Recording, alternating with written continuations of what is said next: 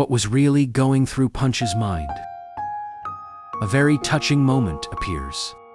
Punch sits quietly behind Akira and gently hugs him. No screaming, no fear, just a quiet hug.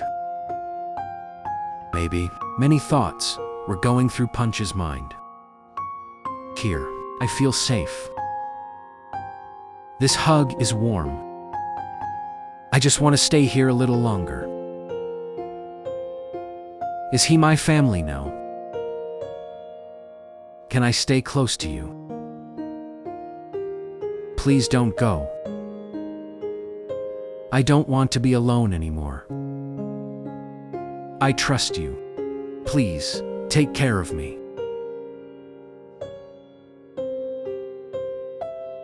And for a moment, Punch finally looks calm.